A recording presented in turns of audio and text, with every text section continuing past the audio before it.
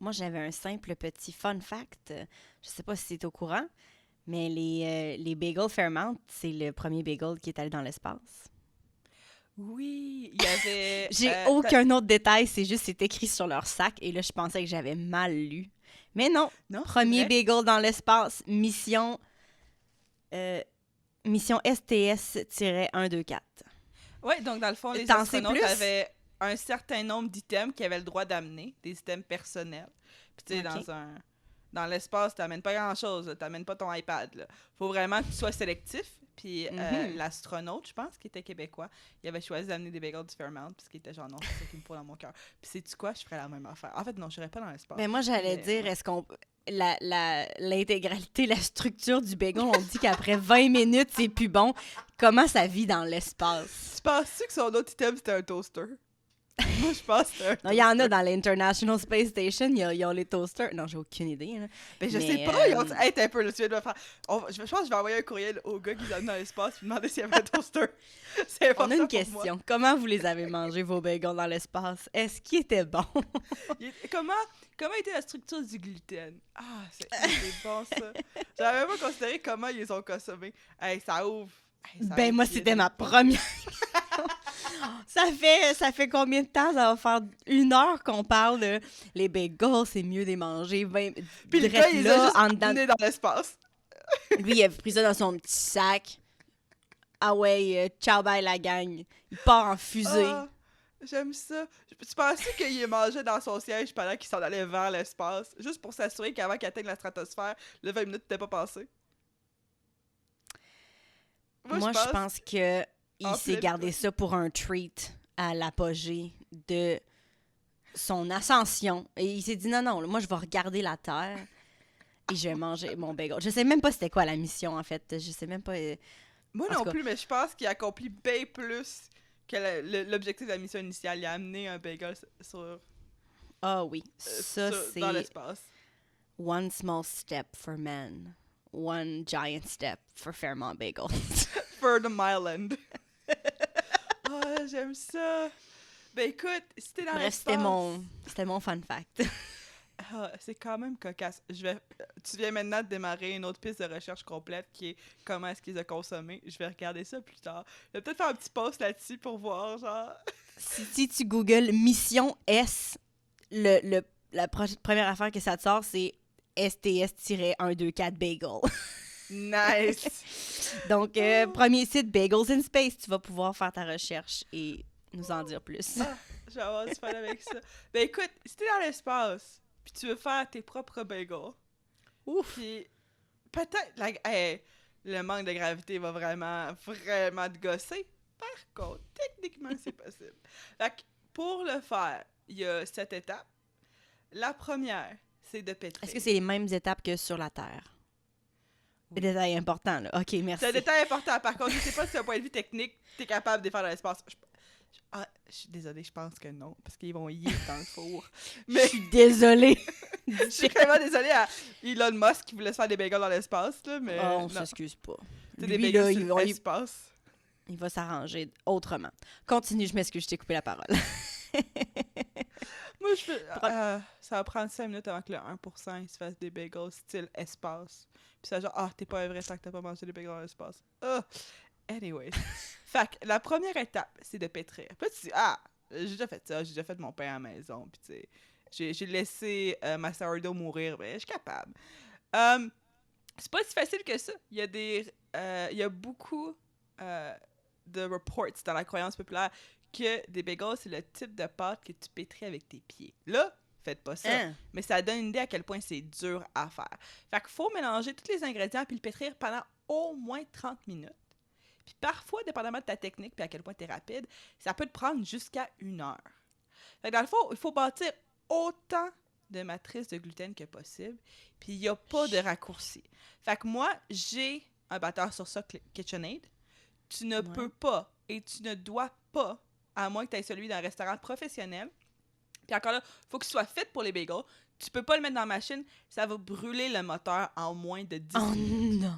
Fait que moi, à un moment donné, je l'ai fait, puis c'était peut-être ma 20e fois que je faisais des bagels. Puis ce que j'ai fait, parce que j'étais plus capable, je sentais plus mes mains, je sentais plus mes poignets, je le lançais dans la machine, je le mettais à on le plus fort possible pendant 30 secondes, je le sortais, j'attendais que la machine arrête de surchauffer pendant, tu sais, j'attendais comme 15 minutes, je pétrissais pendant ce temps-là, puis je la relançais. Parce que 30 secondes dans la machine te sauve à peu près 10 minutes dans la vraie vie. Fait que Puis tu j'étais tag juste- teamais avec ta machine. Ouais, j'étais dans ma 45e minute, puis j'étais genre, hey, ça se peut plus, là. Aïe, Fait que aïe. c'est vraiment, vraiment dur. Puis pendant Une que tu fais maudite chance ça... tu m'as pas fait faire ça, hein? Ouais, j'étais Finalement, comme- là. Je savais pas comment vous dire que après cet épisode-ci, il fallait qu'on prenne une pause parce que si vous faisiez ça, vous allez maillir, genre. Je sais qu'on est déjà pré-cancellé, là, mais ça allait être la goutte d'eau qui allait faire déborder la rivière au complet, honnêtement. Fait que là, par-dessus ça, pendant que tu pétris, c'est pas le seul facteur à prendre en considération. Faut aussi surveiller les niveaux d'hydratation dans la pâte et l'humidité ambiante. Fait que si l'environnement de ta maison est vraiment sec, tu pourrais te retrouver avec un bagel qui colle pas à lui-même. Puis si tu te retrouves avec un bagel qui est trop humide, là, il se tiendra pas. Fait que une bonne règle, si tu y vas à l'œil, c'est qu'il faut que la pâte soit aussi collante que le dos d'un post-it. Après ça, il faut que tu te lances dans la deuxième étape, qui est le premier repos, où est-ce que tu laisses la pâte gonfler, fermenter, faire ses petites affaires. Là, tu façonnes la pâte, puis tu la laisses reposer dans un environnement contrôlé. La partie contrôlée, c'est très important. Façonne, là, c'est juste la grosse boule qui est dans Ouais. un plat. Dans le fond, ok. moi, ce que je fais, c'est que je prends mes deux mains, je les mets comme si je faisais de la poterie, puis je vais twister dans la même direction jusqu'à ce que ça fasse une boule qui est parfaitement ronde. Là, après ça, je mets un peu d'huile d'olive, je le mets dans un bol en métal pour pas que ça stick, c'est que ça colle. Je vais mettre soit quelque chose en plastique ou soit je vais mettre, une kitchen towel, une serviette. Un linge de vaisselle, là. Voilà, c'est une guenille. On va prendre une guenille, puis après ça, tu t'assures de le laisser quelque part où est-ce qu'il fait un peu chaud. Ça, c'est la partie que les gens, ils négligent le plus. Ils sont comme, faut juste que je laisse la pâte là. Non. Faut qu'il fasse Parce un peu que- chaud. Si c'est trop chaud ou trop froid, ça pourrait être trop levé si c'est trop chaud, ou pas assez levé si c'est trop froid. La température est très, très importante. La meilleure solution que j'ai trouvée, parce que c'est très, très difficile de faire ça sans avoir un thermomètre puis prier tout le long que la température va pas changer et qu'il va pas avoir des drafts ou quoi que ce soit, c'est celle que j'ai trouvée de Claire Saffett, qui est une développeuse de recettes très, très populaire, avec raison, des États-Unis, qui a publié un livre, je le recommande pour tous. Elle, ce qu'elle fait, c'est qu'elle laisse son four à off, fermé, mais elle va allumer la lumière dans le four, puis elle va le mettre dans le four. Ce que ça fait, c'est un environnement contrôlé où est-ce que la lumière amène assez de chaleur, mais c'est complètement insulé. C'est comme si c'était un frigo. Ouais. J'allais dire, parce que si tu laisses ça sur le comptoir ou quelque part, ben tu peux pas contrôler une porte qui s'ouvre, quelqu'un qui ouvre la fenêtre ou le C'est thermostat qui part le chauffage. Fait que ça peut comme varier, tandis que dans le four, t'as comme ton petit hotbox, si Ben, on c'est ça veut. exactement, puis c'est Puis- une température neutre, oui. Ouais, puis l'ampoule, pour vrai, est-ce que c'est l'ampoule qui génère un petit peu de chaleur ou Absolument. Je Ah, le dis avec certitude parce que je l'ai testé moi-même. Tu sais, j'utilise cette méthode-là parce que j'étais genre, écoute, si ce truc-là existe, je vais pas le skipper puis m'attendre à avoir des bons résultats. Je connais la science. Mhm. Fait que je le mettais, j'allumais la lumière à ce moment-là. Puis quand je revenais le prendre, il y avait un peu de chaleur, je la sentais se diffuser alors que la porte était ouverte. Fait que pour de vrai, ça génère un sachet de chaleur. C'est un truc que j'appliquerai à toutes les pâtes quand tu fais ta première levée. C'est génial. Puis là, une fois que tu as fait ça, après une belle heure d'attente, tu fais la mise en forme. Fait que tu punches la pâte pour sortir les grosses bulles d'air. Tu la coupes. Ma recette, ça en donne 12. Fait que tu la coupes en 12. Puis tu la roules. Là, ça, c'est le moment où est-ce que tu faut que tu sois un artiste. Faut être vraiment bon pour manipuler la pâte. Tu peux pas utiliser de farine, là. Ça se fait pas, là. Mhm. Faut vraiment que la pâte soit parfaite puis que tu aies les doigts de fée. Parce que tu vas faire une très belle boule, la rouler dans une bûche, puis ensuite, tu connectes les deux extrémités dans le cœur de ta paume, puis tu vas le peser contre le comptoir pour que tout en menant sa shape, les deux extrémités fusent ensemble. Donc, OK. je vais rajouter une vidéo de 30 secondes qui est extrêmement pratique, que c'est moi qui ai faite, parce que je voulais montrer à mes amis pourquoi à 10h du soir, je suis en train de rouler de la pâte. Puis c'est une vidéo de comment l'assembler comme il faut. Dans le fond, le truc, c'est que tu fais sur le comptoir, tu mets tes doigts pour former une cage, où est-ce que tu as la paume qui est au-dessus de la boule. OK. Puis après ça, tu vas avoir la boule au centre, puis tu vas la rouler dans la cage en faisant de la pression avec ta paume. Ça, c'est le secret pour faire la boule parfaite. Puis ensuite, tu vas faire la bûche. La bûche, ça, c'est quand tu la roules en un espèce de cylindre, genre? Exactement. OK. Là, tu le roules à la main, tu vas voir, si tu analyses trop ce que j'ai fait, un bagel montréalais, tu vas voir qu'il y a un côté qui est un peu plus large que l'autre. Puis ça, c'est le côté à l'opposé de l'extrémité qui a été nouée ensemble. Parce OK. que ce côté-là n'a pas de pression. Make sense, j'allais dire, ouais. Parce que, comme tu dis, tu peux pas juste les accoter puis penser que ça va rester comme ça. Fait qu'il faut que tu appliques une pression pour que ça fusionne, ça devienne un autre bout. En tout cas. C'est ça. Mais c'est ça, non, mais c'est ça, c'est extrêmement important. Puis tu peux le voir un peu. Si la pâte est de la texture que tu veux, ça va coller ensemble, puis ça va vraiment se mélanger ensemble. Puis tu peux presque pas voir les deux embouts. Mais là, c'est là que l'hydratation vient en jeu. Si la pâte est pas assez hydratée, elle va pas coller. Puis ou, encore pire, elle va se défaire quand tu vas le bouillir. Ce qui te rend fou. Puis si elle est des trop trous de bagel? Des trous de bagel et tout. Un pretzel, c'est tragique. C'est comme un pretzel dénoué. Puis, à l'opposé, si t'es genre, non, moi, je veux que ça colle, puis tu le mets très hydraté, là, la shape se tiendra pas, puis tu vas avoir un bagel affaissé. Puis tu seras pas capable de manipuler la pâte. Puis tu vas peut-être essayer d'intégrer de la farine, ce qui ne peut pas être fait à cette étape-là. OK. Fait que c'est quand même... Ça, je savais pas. Tu l'as dit, là, 30 secondes, mais avant ça, j'étais pas au courant que la farine, c'était au début, puis après ça, plus jamais. Là, après, quand t'as fait ça, puis tu doutes tous tes choix de vie. Parce que c'est souvent le moment où est-ce que tu vois que tes efforts n'ont peut-être pas les résultats que tu veux, puis tu vois venir, puis tu peux pas reculer. Parce que ça fait 1 heure que t'es en train de malaxer la pâte. Après, tu fais la montée à froid prolongé. Donc, tu vas laisser la pâte lever pendant plusieurs heures. Fait que tu mets les bagels couverts. Moi, je m'assure... écoute, c'est pas le moment de sauver la planète, là. Moi, je prends du plastique. Tu peux prendre les emballages qui sont à la cire d'abeille. Les gens parlent beaucoup de ça. Par contre, je connais les emballages à cire d'abeille qui sont réutilisables, compostables, bons pour la planète. Ils sont jamais assez gros pour couvrir ta plaque complètement. Fait que casse-toi pas la tête. Tu dois travailler assez fort là-dessus. Utilise la pellicule plastique, celle-là comme il faut pour pas que ça fasse de croûte. Puis là, tu vas le mettre flat, avec rien autour, rien par-dessus, dans le frigo pour un minimum de 12 heures. Puis un maximum de 36 heures. Fait que ça, c'est vraiment important. Pour que ça soit dans un environnement froid, le meilleur moyen de le faire puis que ce soit contrôlé, c'est le réfrigérateur. Il faut vraiment manipuler la température pour s'assurer d'avoir les résultats les plus consistants. Le frigo, c'est réglé. Mais ce que ça fait, c'est que ça ralentit le processus de fermentation, ce qui va favoriser la production de bactéries d'acide lactique, qui sont généralement très rarement trouvées dans des pâtes chaudes. C'est pour ça que c'est le petit goût spécial du bagel, ce petit hit, ça vient... ça vient de là. C'est ça, ça vient de la fermentation ralentie.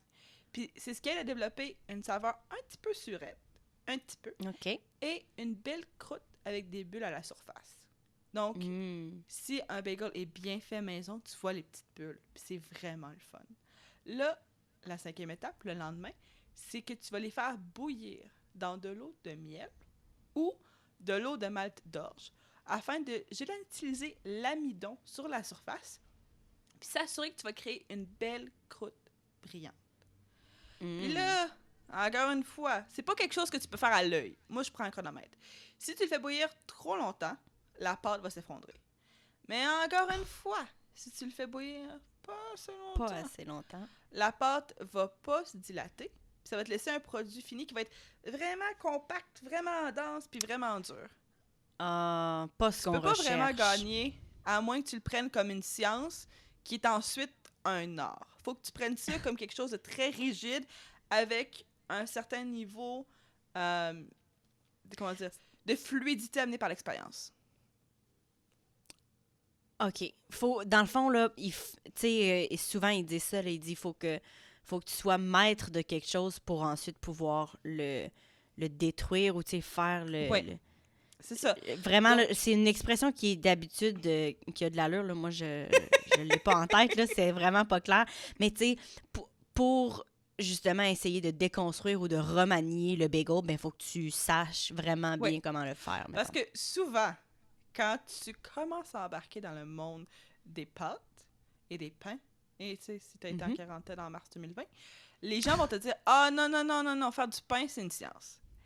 Après, quand tu as acheté ta petite cuillère bien précise au gramme, quand Hey, tu vous as devriez voir acheté, ma mère faire du pain!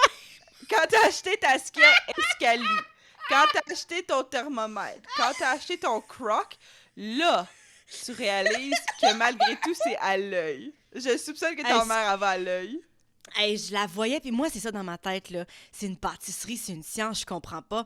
Puis là, ma mère... Tchoup, tchoup, tchoup, tchoup. Là, maman, qu'est-ce que tu fais? Puis, hey, maman, moi aussi, je veux en faire du pain. C'est combien de ça? Ah, à peu près... attends... Ben, ça dépend, là. Je peux pas avoir une réponse claire. J'ai aucune Uh-huh. idée à ce jour. Fait qu'elle va m'envoyer d'autres recettes. Mais la sienne, je pense que je l'aurai jamais parce qu'il y en a pas. Elle a un Le post-it seul, d'inspiration en dedans du cabinet à épices, là. Puis le reste, le c'est seul avec le cœur. moyen, là, c'est de cacher une scale escalier, comme une pesée, en dessous du bol, puis juste prendre des notes en courant. Oui. Mais moi, c'est ça. Les gens, ils parlent comme: ah, le macaron, faut que ta meringue soit fouettée 10 à 15 minutes. Non, non, non. Faut qu'elle soit fouettée jusqu'à ce que tu vois que ce soit brillant comme la première tombée de neige pure. Fait que C'est une c'est pas une science. minute, faut, Mhm. faut que tu connaisses l'effet escompté, puis faut que tu saches le Exactement. reconnaître quand t'es arrivé là. J'ai Exactement. compris. Fait que c'est bon d'avoir les métriques. Les métriques te sauvent beaucoup de temps. Quand t'es Mhm. un novice, tu prends les métriques. Quand t'es un expert, tu joues avec la métrique. C'est exactement comme ça que ça fonctionne. Fait que ta mère, c'est probablement l'experte du pain. Fait que, Ah, elle le dirait pas, mais moi, je vais dire oui. ah, je suis certaine que oui. Fait que l'étape ensuite, c'est la 6e étape, t'as presque fini, mais pas tellement. Faut garnir. Fait que, Ouh. faut tremper chaque bagel dans la garniture que tu souhaites. Fait que moi, ma recette, je l'ai faite pour que tes efforts te donnent quand même des saveurs différentes. Ça en fait 12. Fait que si t'es Mhm. congèles, ça prend pas trop de place. T'en as quand même beaucoup, mais pas trop non plus que t'es genre, mais là, j'ai trop de bagels, puis j'ai raté ma Ouais. batch, tu sais, ou j'ai réussi, mais comme, ça reste quand même vraiment beaucoup. Ça en donne 12, qui sont 4, en fait, 4 saveurs différentes. T'en as 3 de chaque. T'as au pavot, t'as au sésame, t'as tout garni, et tu as une saveur que j'ai trouvée au New Beagle à Toronto, qui est sel et romarin. Fait que Délicieux. Ben, en tout cas, ça sonne, là. ça, Ça me là, fait avec penser de à l'avocat, un... là, ouh, Oh, miam. tu te Ça me lèves fait plus penser à jamais. un focaccia, non? Un peu, Ça se oui. peut-tu? C'est spectaculaire, j'aime tellement ça. Mm. Fait que ça, ces garnitures-là, si tu veux embarquer dans le bleuet, là, faut que tu recommences du début, puis faut que tu mettes des bleuets dans la pâte. Fait Oui, que, non. dedans. T'es pas rendu là, mon ami, là. C'est pas ça, là. Toi, t'es rendu... t'es encore quelqu'un qui fait des garnitures de bol, là. T'es pas rendu à cette étape-là. Mais, ce qu'il faut que tu fasses pour t'assurer que ça colle, c'est qu'il faut que tu les pitches dans le bol de garniture la seconde qu'ils sont sortis de la mixture bouillante. De l'eau. OK. Ouais. La seconde, c'est Fait que sorti de tu l'eau, tu le l'égouttes, prends, prou, tu dans l'égouttes le... le moins, c'est ça, le plus vite possible, puis tu le pitches en garniture parce que si le sucre dedans a le temps de sécher à la surface, ça va pas coller. Aussi OK. simple que ça. C'est le même principe que quand tu fais frire quelque chose, faut que tu mettes le sel la seconde que c'est fini pour que ça fonde dessus puis ça tienne. Fait que moi, Hmm. j'ai une technique bien précise. Je me brûle les mains.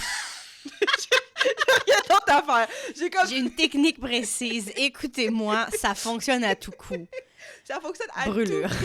Parce que, dans le fond, je prends... tu peux pas vraiment prendre des pinces. Les pinces vont laisser une marque dans ton bagel. Mhm.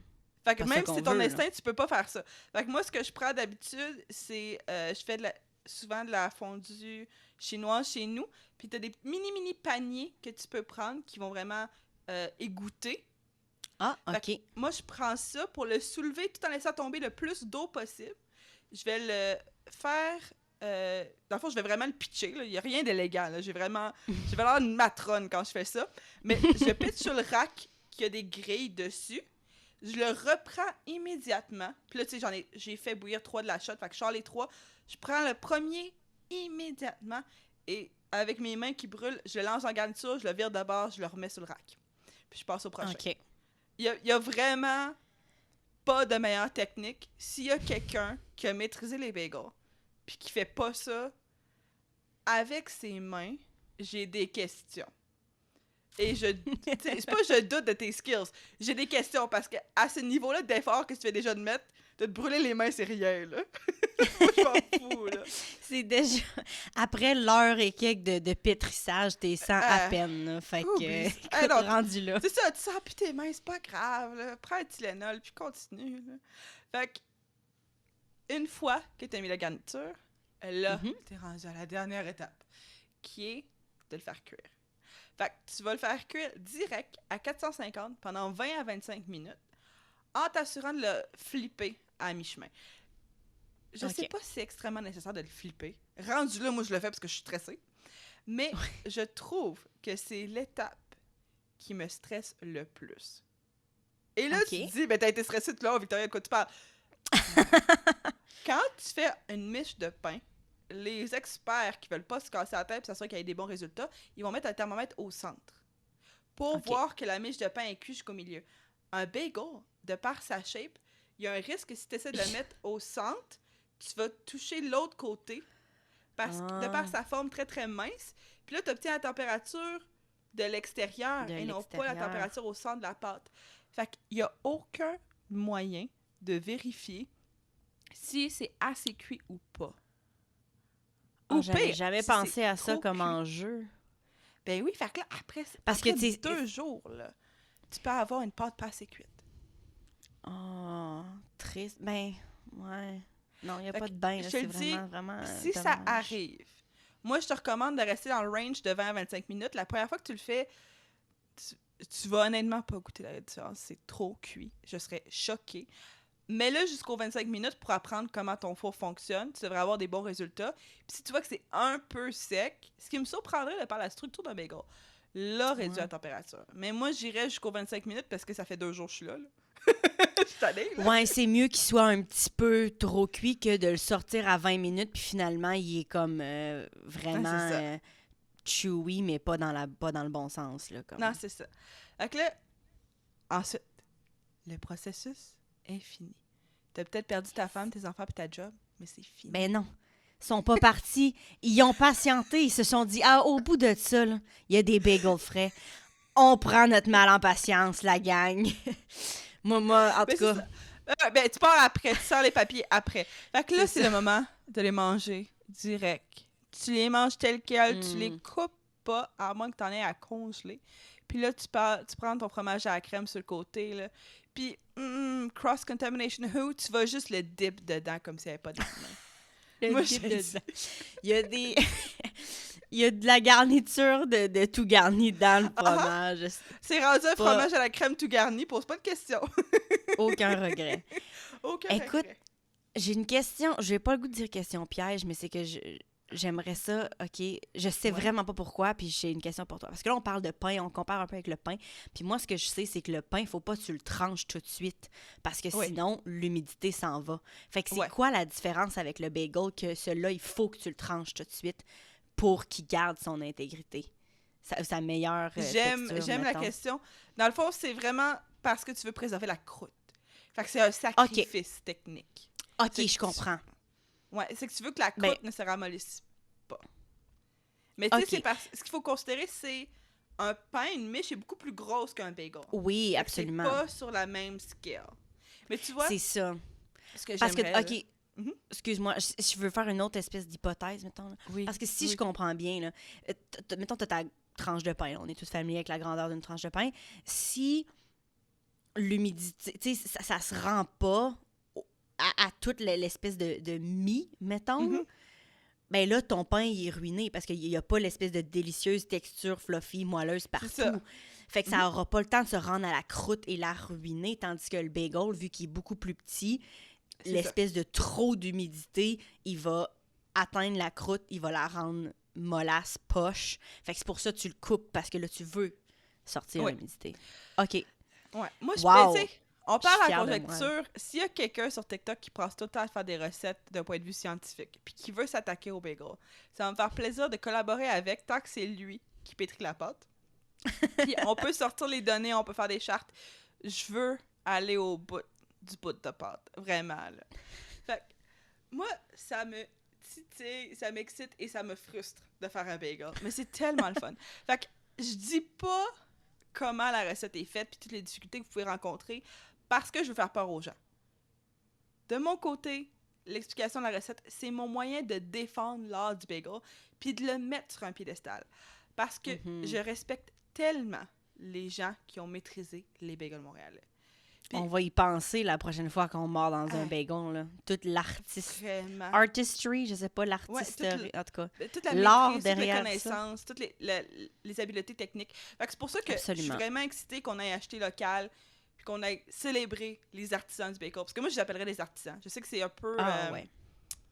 tongue-in-cheek. C'est comme de dire que c'est un artiste du sandwich au Subway. Mais pour le bagel, moi, je veux les mettre sur un piédestal puis dire que c'est des artisans. Fait que là, dans le top 3 des saveurs, il y avait le petit troisième, il y avait le petit passe-partout qui passe fort, mais qui frappe bien. C'est le tout garni. Est-ce que tu es prête à l'essayer? Yes, ma'am. Lui que d'habitude, je préfère avec du cream cheese. Je trouve que ça se marie très bien. Mais avec du beurre aussi excellent. Lui, il est rendu froid, mais je suis tout aussi énervée de le manger. Je vais quasiment le manger au complet pareil. Santé. Ah oui, chin-chin. Il y a une autre saveur dans le tout garni que je saisis pas encore. Je sais pas c'est quoi. Mais c'est bon. Je suis quasiment certaine de savoir c'est quoi. Tu peux-tu me montrer ton bagel? Alors pour ça, à la maison, je tiens mon bagel près de la caméra. Est-ce que tu vois les longues graines Oui. faussées? Je sais direct lesquelles tu parles. C'est celle-là que je me dis. Je pense que c'est ça que je suis pas certaine. Fait que je peux te dire c'est quoi. C'est dans ma recette de tout garni. Par contre, moi, je suis une développeuse de recettes en anglais. Ils vont être disponibles en français aussi, il n'y a pas de problème, mais j'écris. Là, je veux juste te dire, j'ai une hypothèse dans ma tête, mais je veux pas la dire tant que tu me Fait dis pas c'est quoi. C'est des graines de carvi. Puis la saveur pas ça que ça pantoute, j'allais donne, dire. c'est mentholé. Donc, c'est une saveur mentholée, un peu citronnée, qui rafraîchit le punch d'épices, si on veut. J'y crois. Fait que, pour expliquer, Saint-Viateur, ils font différemment. Ils font le tout garni classique. Fait qu'ils vont faire graines de pavot, graines de sésame, flocons d'oignon, puis ail. Tandis que des places comme Fairmount et New Bugle, ils vont faire graines de carvi, graines de sésame, graines de pavot, oignon, ail. Et des fois, ils vont avoir des petits morceaux de sel croquant. C'est phénoménal. Fait que New Bugle, ils ont du sel. Vraiment délicieux avec les graines de carvi. C'est une différence quand même phénoménale. Donc moi, quand j'ai essayé mon premier bagel tout garni au New Bugle, une de mes premières semaines à Toronto, ça m'a tellement saisi que j'ai fait de la recherche longtemps, puis j'ai parlé à ma famille, puis comme « Ah oui! » Tu sais, c'est commun des recettes scandinaves, puis j'étais genre « Ah ouais! » Puis depuis ce temps-là, je suis pas capable de m'en passer. C'est un must. Même si c'est pas une épice que les gens ont souvent dans leur maison. Est-ce que tu faut t'acheter ça dans un... C'est une place où il y a beaucoup d'épices ou ça va se trouver... Ça se trouve à l'épicerie. C'est pas difficile à trouver des graines de carvi. C'est juste pas commun. Okay. Fait que probablement qu'au lieu d'un sac à 1$, il faut que tu achètes un pot à 6$. Mais ça dure longtemps. OK. Puis, Ben, c'est bon à savoir. J'ai goûté à d'autres choses en plus aujourd'hui. Oui. Très fière de moi. Là, comme si c'était difficile pour genre de me faire goûter à quoi que ce soit. Là. Fait que là, admettons là, qu'il y avait pas une crise du verglas, mais admettons une crise. Une crise. Il y a souvent des crises. Puis tu ne pouvais pas sortir de chez vous. On peut passer des circonstances dans lesquelles ça arriverait. Est-ce que tu ferais tes propres bagels? Excellente question. OK, j'ai la réponse. Okay. Faudrait que je le fasse, là, mais sachant que c'est un projet, Et sachant que ça se peut qu'à la fin, je mange pas de bagel. Faudrait que je sois prête à ça, là. Parce que là, on vient de m'expliquer ça. Puis, je suis comme déjà au courant que je risque de les manquer. Je risque de me battre avec la pâte, que la forme sera pas bonne, que la garniture collera pas. Moi, je suis prête à ce que tout aille de travers, là. Fait qu'il faut pas que je sois déçue si à la fin, je mange pas un bon, délicieux bagel croquant. Mais en même temps, je suis pas difficile. Fait que, tu sais, si c'est de la pâte, c'est chaud, ça sort du four puis ça sent bon dans ma maison, je vais être contente quand même. Ouais. Fait que je pense que j'essaierais de le faire, tu sais, for shits and giggles, là, pour le fun. Ouais. Tu sais, mars 2020, ben là, moi, j'ai pu travailler de la maison, fait que j'étais pas comme en congé pendant 2 semaines, là. Mais si j'avais du temps de lousse puis rien à faire, absolument, j'essaierais, ouais. Ben, tu vois, moi, je fais maintenant des journées sans cellulaire. Où est-ce que je reviens à juste... J'écoute un vinyle, puis je lis un livre, puis je suis pas très bonne à le faire, mais c'est quand même le fun à faire. Ce serait la seule circonstance dans laquelle je ferais des bagels. Mais il faudrait que ce soit une fin de semaine ou que j'aille dans un chalet qui n'ait pas d'Internet. Là, je prendrais le temps de me dire, OK, c'est le moment d'essayer à nouveau, on va essayer de rouler un peu mieux. Parce que moi, en ce moment, mon tweak, que j'ai un peu de la misère, c'est le niveau d'humidité. J'ai de la difficulté à le contrôler, fait que des fois, mon bagel, il tient pas. Fait qu'il y a eu des fois que j'ai fait mes bagels, je les ai fait bouillir avec un cure-dent dedans, parce que la vie est courte, puis je voulais pas me casser la tête. Ben, tu sais, à un moment donné, ça fonctionne. Fait que, ils disent, si c'est stupide puis ça marche, c'est pas stupide. Fait que, go cure-dent. L'histoire de ma vie. Moi, ce que je recommande, si vous le faites pour la première fois, pesez vos ingrédients, puis peut-être qu'à la fin, vous n'aurez pas un bagel d'une place qui est ouverte depuis 1919. Mais vous allez avoir un maudit bon bagel, même s'il n'est pas parfait. Puis ça va certainement battre ce que vous pouvez acheter au métro. Puis vous pouvez encore une fois acheter ceux du métro, mais je pense qu'il y a quelque chose de très noble à dire « J'ai fait mes propres bagels ». Ça, t'as le droit de te vanter sur Facebook. Ah, c'est sûr que tu peux te vanter, là. T'as le droit d'être insupportable, on te donne le droit. Fait que, moi, je trouve ça full intéressant. Il y a une différence critique entre les bagels à la maison et les bagels que tu achètes en magasin, que je considère pas comme étant un obstacle insurmontable, mais qu'il faut quand même reconnaître. On n'a pas de four à bois dans nos maisons.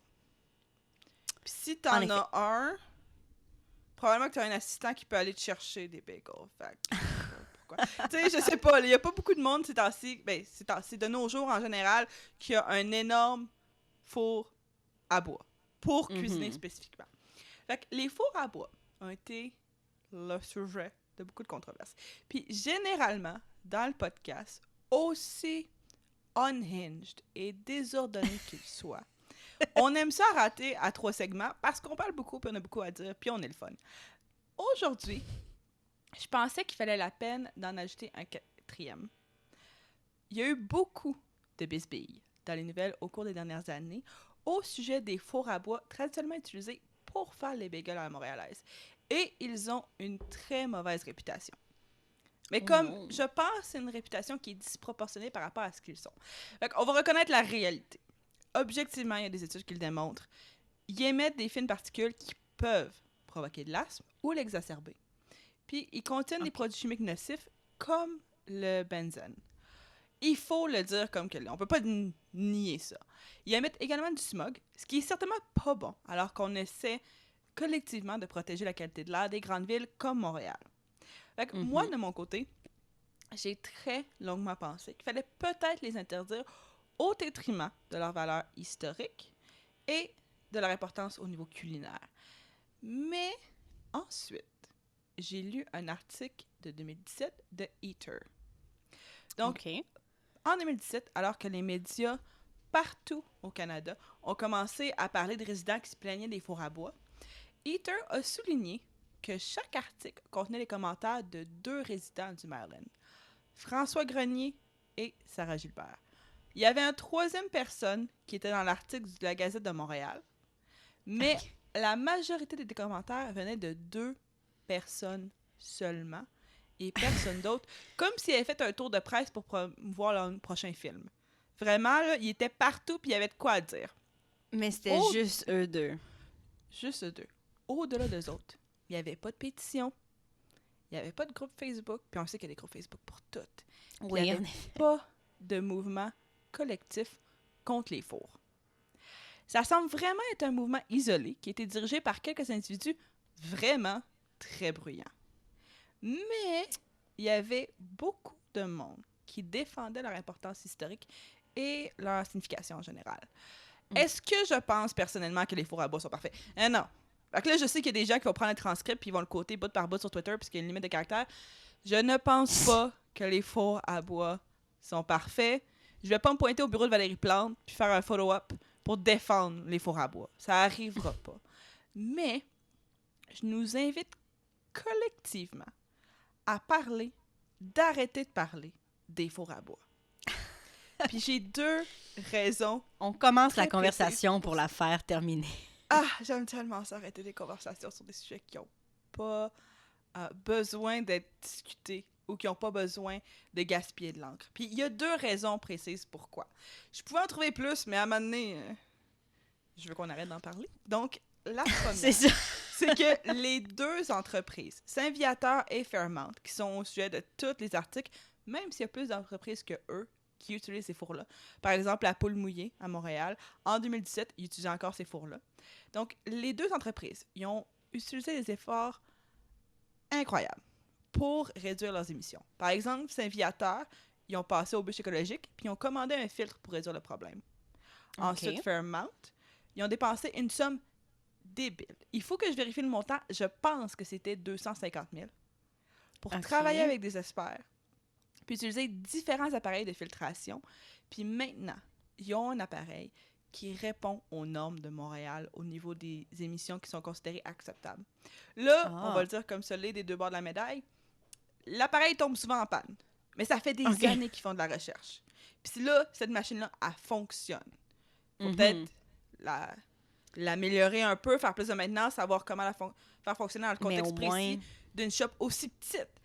Mais ils font de leur mieux pour être des bons voisins, tout en préservant une technique qui est si importante, qui est aussi importante au niveau culinaire et historique.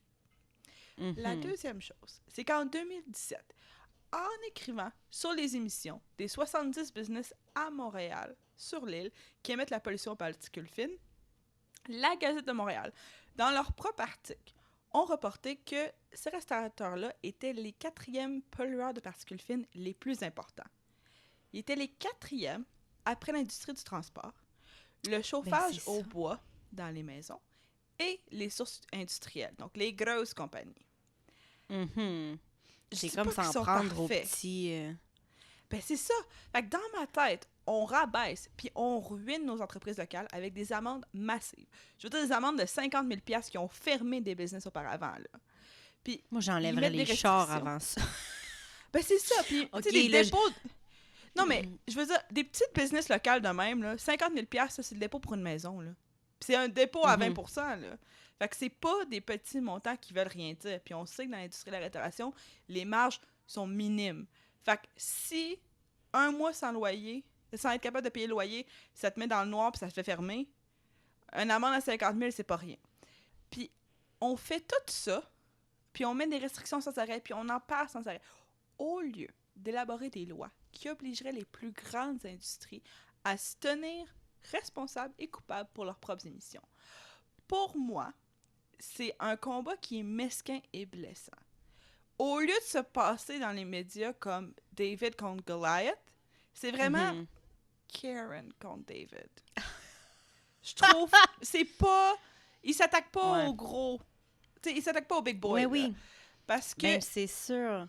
Le problème est légitime. Je reconnais qu'il existe. Mais sa légitimité est gravement réduite si on compare l'impact qu'il y a sur les petites shops locales. Malgré tout, il est beaucoup plus facile de se lever et de se plaindre contre 2 entreprises de bagels dans ton quartier où est-ce que tu peux te pointer et faire un follow-up à 7h du matin, pas de problème, que versus de sévir contre l'industrie massive des transports. Puis pour les politiciens aussi, ça a l'air d'avoir beaucoup plus un impact d'attaquer l'entreprise locale puis de les tenir responsables que de tenir responsable chaque truck qui passe au travers de l'île.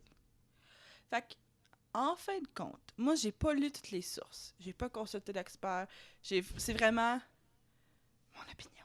Le combat est toujours en cours. Puis l'un des propriétaires est prêt à se débarrasser du four, parce que là, maintenant, assez est assez. ouais. Mais c'est conditionnel à ce que son concurrent accepte de se débarrasser du sien aussi.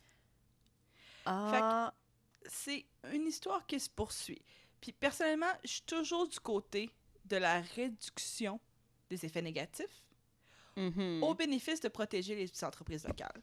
Puis là, je sais, je suis parfaitement consciente de parce que je dis, puis par une quote que tu peux prendre sur le transcript de Karen contre David, je le sais que je vais me faire ramasser sur les internets pour le reportage que j'ai fait aujourd'hui. Puis ça m'a fait douter de si je devais en parler ou pas. Parce que je sais que c'est plus une opinion qu'un reportage. Par contre, je pense que quand tu parles de quelque chose, c'est là qu'il faut que tu en parles. Fait que je vous encourage à consulter vos propres sources, à choisir vos batailles, puis à considérer si vos énergies sont mieux dépensées à rabattre vos entreprises locales, puis une fille avec un micro, ou bien si on gagnerait collectivement à remettre en question les industries qui s'attaquent en masse à la qualité de l'air de la ville qu'on aime tant. Là... j'applaudis. Merci. Mais c'est vrai, comme tu dis, choisissez vos batailles, là. Choisissez vos batailles. Puis c'est pas parce que vous le voyez que c'est la seule personne qu'il faut tenir coupable pour quelque chose. Puis moi, j'apprécie vraiment qu'ils ont fait des efforts. Parce qu'il y a bien des compagnies qui vont écrire des politiques pour suivre la lettre de la loi sans faire d'efforts honnêtes et authentiques. Exact. Et vraiment sans aller au-dessus de ce que les gens demandent. Alors que ces deux entreprises-là, ils ont fait juste ça pendant des années, puis ils s'y battent encore tous les jours, puis les gens, ils chialent encore. Moi, je pense que faut vraiment fermer ce chapitre-là, puis qu'on a ben du travail à faire avant de se ramener au petit four. Oui. C'est mon hot take. Absolument. Fait que là, je sais que c'était quand même une pièce d'opinion qui était un peu lourde. Fait que j'aimerais conclure avec des petites questions pures, simples et un petit peu cocasses. Fait que de tout ce qu'on a regardé aujourd'hui, c'était quoi ton bagel préféré? Mon bagel préféré, c'est celui au bleuet avec du popcorn. Non! Non, j'ai vraiment aimé le tout garni. On se cache pas que c'est déjà mon préféré. Mon go-to. J'aurais toujours envie de manger un bagel tout garni, mais avec le petit... J'ai déjà oublié le nom, là. C'est les graines de Carvi. Carvi, j'étais proche. Si c'est ou c'est un K, tu vas me dire. En tout cas, c'est pas grave. C'est un C. Ah, phew. Avec les graines de Carvi, ça a apporté un petit goût que je connaissais pas et j'ai très, très, très aimé. Ça se peut que je retourne. Ça se peut. Il est évident que je retourne. Je vais y aller avec toi, honnêtement. À chaque fois que je vais aller à Montréal, là, je vais juste venir avec toi. Là. C'est pas ça que tu vas faire cette journée-là jusqu'à ce que je me pointe. Okay. C'est ça. Mais, moi, tu vois, tout garni, c'est mon préf. Par contre, c'était mon préf avant que je me mette à enregistrer. Fait que là, je vais le dire. Puis je vais le dire en français une fois. Parce que je l'ai dit en anglais une fois. Puis je vais pas le répéter. Je pense que dans la sélection qu'on a eue aujourd'hui, mon préféré, c'était Sésame. Fait que là, on va passer à la prochaine question. Non, un choix très respectable. Il était délicieux. On l'a engouffré, là. Je me choque. C'est comme de choisir la crème glacée vanille quand tu vas au Tutto Gelato. Il y a tellement des choix incroyables dans un endroit spécialisé. Tu sais, peut-être que leur vanille est spécialisée aussi, là. Ben, c'est Pense-y, là. C'est ça, je me dis, autant que je juge les gens qui choisissent vanille sans trop y penser puis qui disent « Ah, moi, je prends toujours vanille. » Des fois, vanille, c'est bon. Je pense qu'il y a aussi une différence, un peu comme on disait tantôt avec... ben là, j'allais faire la même comparaison, mais tu sais, la vanille de, je sais pas moi, Breyers, elle va pas être la même chose qu'une saveur douce de vanille. Exactement. Non, fait que 3-4 copeaux de sésame sur un bagel ben basic versus un bagel frais avec beaucoup de sésame, puis la texture puis le goût que ça va apporter va être beaucoup différent que le bagel pomme que tu sors du sac, là. Non, c'est ça. Fait que là, si on prenait les ingrédients que tu as dans ton frigo en ce moment, puis tu prenais le bagel que tu as dit dans la sélection qui est ton préféré, comment est-ce que tu le servirais? Si tu dis, là, j'ai quelqu'un chez nous que je veux impressionner, voici ce que je peux faire. OK. J'ai des œufs Donc, j'irais vraiment côté déjeuner, là. Fait que je ferais probablement genre des œufs brouillés en une espèce de galette bien assaisonnée. J'ai aussi de l'avocat qui doit commencer à être mûr. Fait que je pense que, au lieu de... Des fois, j'aime ça le couper en petites slices, mais là, je pense que je l'écraserais pour faire comme... Pas une guacamole, là, mais la texture écrase... Oui, une purée, exact. Puis... je pense que je la... Ça avec aussi, le il faudrait que beurre? ce soit assaisonné. Oui, mais je voudrais comme mettre des petits chili flakes, là. Ouais, ben oui. Parce que j'aime un petit peu de piquant, puis j'ai pas de sriracha. Mais j'ai du samalolek, fait que je pense que... Ah, c'est ça. Je mélangerais un petit peu de samalolek dans ma purée d'avocat, puis je mettrais ça avec l'œuf comme brouillé, là, en galette. Du beurre sur les deux. J'ai pas mangé du fromage, mais je sais pas s'il se marierait bien avec ça. Mais écoute, tu peux jamais... I don't think you can go wrong. Tu peux pas te tromper Ben avec non, du fromage. tu peux pas te tromper Fait que avec je du fromage. rajouterais n'importe quel fromage que j'ai dans mon frigidaire là-dessus. Ça serait simple, rapide, efficace. Ouais, C'est ça. Ça serait délicieux, j'aime dans ça. le fond. Ben oui. Ah, j'aime ça. Moi, je prendrais celui Qu'est-ce qu'il y a de sésame. fancy dans ton frigidaire? Dis-moi. Sésame, oui, OK. En fait, tu peux prendre la confiture de bleuet. Ce que j'ai acheté la dernière fois que j'étais à Québec, j'ai été dans une shop qui vendait les produits des gourmets sauvages. Puis, OK. ils ont une préserve, une confiture de baies de Saskatoon, donc les baies d'amélange. C'est comme Yum. si tu prenais une mûre puis qu'il y avait un goût plus prononcé de noisette. Donc, OK. moi, ce que je ferais, c'est que je prendrais le bagel sésame avec les saveurs de noisette, le goût un peu toasté, grillé, puis je prendrais du fromage à la crème. Puis le fromage à la crème que j'ai, je l'ai acheté de Bagel Time. Excellente qualité. Un goût vraiment prononcé de tang, vraiment surette, mais de la bonne manière. Là. Tu le sens, t'es comme oui, c'est ce que je veux dans ma bouche maintenant. Puis, je prendrais ma cuillère une fois que le fromage à la crème sera bien réparti. Je m'assurerais de faire un creux tout le long du milieu du cercle du bagel. Et là, je mettrais la confiture d'amélange. Comme Ça un petit ferait canal juste de confiture. un petit canal de confiture. Donc là, sucré, salé, Ah, savoureux, tout d'un coup Mm. avec le goût de noisette. Voilà. Je Fait pense que là, ça serait encore meilleur que, tu sais, juste un fromage à la crème aromatisé à quelque chose d'autre parce que ouais, t'as les textures différentes. c'est là. ça. T'as le Toutes vrai les mélange. distinctions, puis t'as la texture des amélanges, t'as tout ça, là. Mm. Tout en même temps. En fait, j'ai fait ça après avoir enregistré la version anglaise et c'était exceptionnel. Je peux pas faire ça tous les jours parce qu'il y a aucun moyen que ce soit bon pour ta santé, là. Mais genre, c'était vraiment bon, puis j'étais vraiment contente. Puis admettons que t'avais ta propre shop de bagel. Ce serait quoi ta saveur? Mettons que tu peux mettre n'importe quoi dans la pâte ou sur la pâte. Ben Si tu veux, je peux te dire là, mon option. c'est parce que je vais être trop influencée par ton option. Tu comprends? OK. OK. Fait que là, moi, je pense à mon affaire de tomates tantôt, là, tomates séchées, là. Je suis pas contre.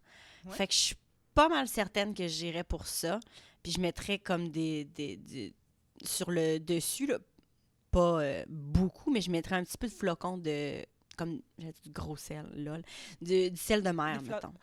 Ouais, ou des Ah, de la fleur de sel, ouais. Ce serait génial. Ouais, je pense ben que oui. ça serait bon. Encore une fois, t'aurais plusieurs façons de l'apprêter. Mettons, il serait bon tout seul, il serait bon avec du beurre, il serait bon avec du fromage à la crème, il serait bon avec avec la mettrais du garniture fromage de à la- bacon tout garni dessus. Moi, je mettrais Pour un- du fromage à la crème à la ciboulette. Ah oui, tu vois, chives, délicieux. Ouais, ça le ferait. Ben, tu vois, moi, j'appellerais ça le lever de soleil. Probablement, parce que c'est des tomates séchées au soleil. serait quand même cute. C'est bien cute! C'est vrai, ça. Ben, moi, le mien, Wow. écoute, je sais pas si t'aurais pu être influencé. J'ai un épice chez nous que je mets un peu sur tout. Puis, OK. ça s'appelle le togarashi, si je me trompe pas. C'est un épice japonais, dans le fond, c'est un mélange de plusieurs affaires. Fait que c'est des graines de sésame, des graines de sésame noires, de la pelure, là je regarde les ingrédients, la pelure de tangerine, du poivre de Ok. cayenne, du gingembre, des algues et des graines de pavot. Fait que c'est épicé, sucré, zesty. Ben C'est oui, tout hein? en même temps avec le goût des noisettes, le goût du sésame, le goût du pavot. Fait que moi, je ferais ça. Puis là, il y a un petit peu de rouge à cause de la cayenne. Fait que ce que je ferais, c'est que dans la pâte, ça, c'est la garniture extérieure, dans la pâte, je mettrais du paprika fumé pour que la couleur soit rouge. Vu qu'il y a tous les éléments critiques d'un tout garni, parce que Ouais. il y a le sésame et le pavot et tout, je l'appellerais Bien. le trop garni. C'est bien bon! Ça serait... Ah, Ouais. c'est hot. En plus, avec la pâte rouge, ça serait vraiment... Ça serait phénoménal. Puis le monde serait vraiment genre, spécial. ah mon Dieu, c'est rouge! Oh, ben oui, il y a bien des affaires qui sont rouges. Mais ce Oui. serait Non, hot. mais tu sais, quand les bagels de tout, genre arc-en-ciel étaient sortis, puis tu sais, le red velvet, ça fait fureur, puis c'est... Ben c'est ça. Le Fait monde que ton bagel adore de le rouge, colorant. là... et- Il va tellement vendre 3 fois plus, il est juste rouge. Fait que pourquoi pas? On va faire ce que le peuple il veut. Fait que là, à notre grande déception collective, nous sommes arrivés au bout du Myland. Comment tu te sens? Je me sens prête à passer en dessous de l'aqueduc. Mais c'est pas ça la fin du Myland. Tu sais, quand Ouais, tu je pense passes que en oui, c'est dessous, t'es l'aqueduc. rendu. Ben oui. Viaduc. J'ai dit aqueduc, hein? Oh, Je t'ai j'ai laissé dit faire, je me aqueduc. disais peut-être qu'elle est en train de faire un AVC, on va pas l'arrêter. Non, le viaduc, la gang, excusez-moi. 2 mots qui se ressemblent, OK, on devrait me pardonner. Ben, perspective et opinion finale, là, c'est que je vais y retourner. Peut-être pas à toutes les semaines, parce que ça m'a quand même pris un petit moment. un petit bout. Mais, ben non, ben je vais y retourner. Je vais en acheter en plus grande quantité, puis je vais les congeler. Ouais, J'ai de la c'est place ça dans mon que- congélateur. Ben oui, c'est ça qu'on fait Délicieux. chez nous, c'est la meilleure méthode. Par contre, la semaine qu'on les reçoit, c'est généralement la semaine qu'on les mange. Fait qu'il y a un danger. Mais moi, ce que je fais pour balancer un peu, c'est que je les achète avec de l'aragoula et de l'avocat, comme je coordonne mon épicerie, pour pouvoir faire quelque chose qui est un peu plus soutenable d'un point de vue cardiovasculaire. Que juste manger un bagel avec du beurre à chaque... Pas à chaque un jour. moyen, c'est pas un mauvais moyen de vivre, mais ça affecte ta longévité à un certain moment. C'est sûr, c'est sûr. Tu sais, c'est le coût de tes passions. Ben, moi, de ce côté-ci, tu vas être choqué d'apprendre que de faire cet épisode-là était important pour moi. Mais honnêtement, de tous les épisodes qu'on a fait jusqu'à date, c'est le sujet que je connais le mieux. Puis c'est le sujet dont je pourrais parler encore le plus. Comme l'histoire des bagels a commencé en 1610. Tu sais, ça a commencé en Europe. Puis il y avait un village, puis il y avait des lois, puis il y a une raison pourquoi c'est bouilli. J'ai Mais, l'impression que t'attends que je t'arrête, mais je t'arrêterai pas, là. ben, en fait, la réalité de tout ça, c'est que nous, on enregistre le podcast sur une plateforme qui nous bloque après un certain nombre d'heures par mois. Fait que je me dis que si on s'embarque avec l'histoire du roi qui a promu les bagels, ça va jamais finir. Fait que je vais laisser des ressources si vous voulez en apprendre plus, c'est super intéressant.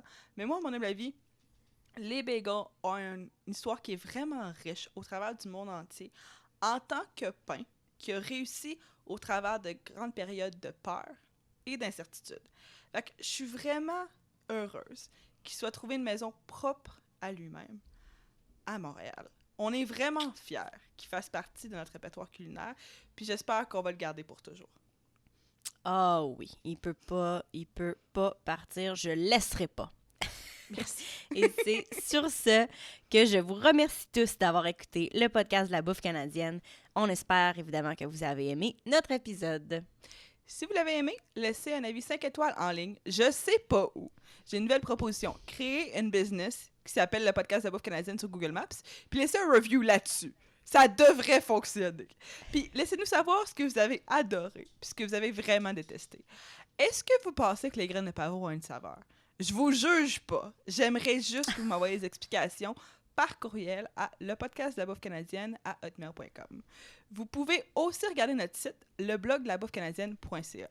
Si ton nom est Jean-Philippe Cyr, puis tu veux parler de tempeh pendant 1h30, envoie-moi un message Facebook. Je sais pas si je vais filmer, mais j'aimerais ça te jaser parce que j'ai 2 de tes livres de recettes, puis j'adore ta simplicité calculée. C'est vraiment quelque chose de rafraîchissant dans le monde de la cuisine végane. Puis, si vous voulez, je sais pas pourquoi, écoutez ce podcast de la tête aux pieds, mais en anglais, des Canadian Food Podcast est disponible en ce moment sur la même plateforme que vous venez d'écouter ce podcast-ci, Allez l'écouter. Là, je sais pas s'il est meilleur. Certainement, Anne, malheureusement, elle sera pas là. Mais, entre moi et Juan, il va y avoir 2 animateurs avec une belle voix masculine. Alors, revenez-nous la semaine prochaine pour un autre épisode et la semaine d'après pour un autre de plus. OK, c'est tout. Bye bye!